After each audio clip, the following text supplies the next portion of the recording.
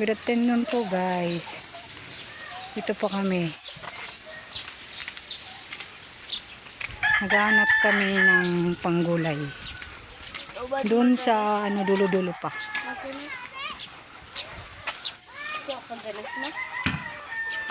Agitway. Agitway sura. Agitway. Paras pa kagabi itong sura. Tapos yung lalagyan bulad. Agitway lagi yan.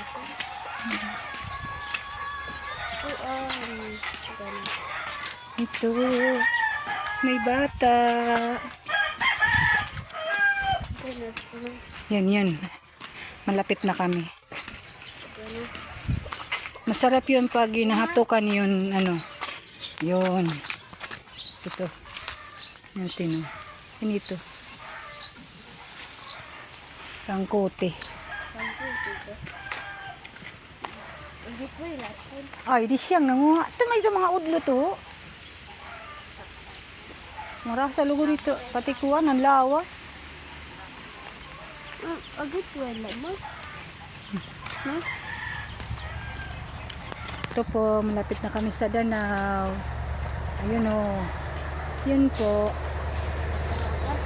Magtatanim na kami. Tataniman niya ng palay. Anong pangalan? Anong pangalan nito? Maliit pa lang. Patatas. Patatas daw, sabi niya.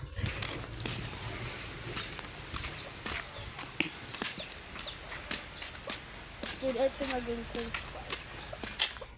Yun. Ano yun? Papaya yun. Ayun. Papaya yun. Yan. Tubo. Sarap yung pang-itim. Taron. Taron yun. Tapos tanglad. Haram.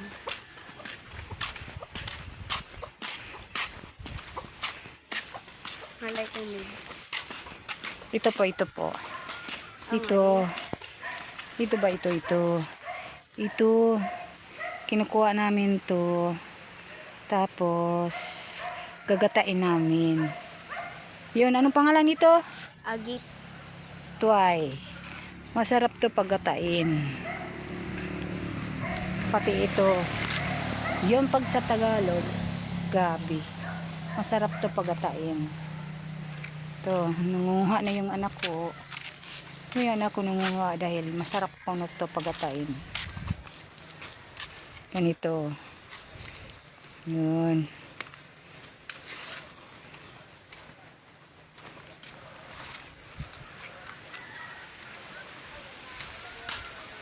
Yan. Kubo yun dyan. Marasi ko ba ito? Ano? Ha? Tubo. Wala naman kita tubo. Yun. Yun ang yun pang harvest ng palay. Kubuta ko ni kubuta. Kubuta ko ng pangalan, sabi niya.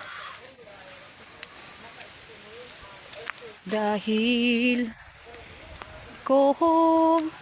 Tara na. Dali tagi. Pagkatip pala. Sagdi na ito. Basta may danang kita kuhan. Magkapti ma. Yun, uuwi na kami dahil mainit na.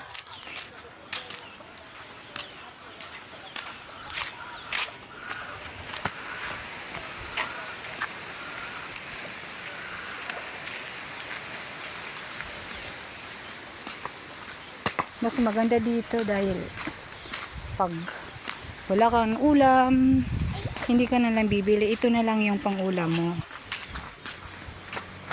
Tapos may gabi. Yan ang buhay probinsya. Anak ko yan. Yun. Aso. Mabait yun aso. Yun sana. Pwede ito maging freeze spice. Yan. Tataniman niya ng palay. Pwede maging freeze spice.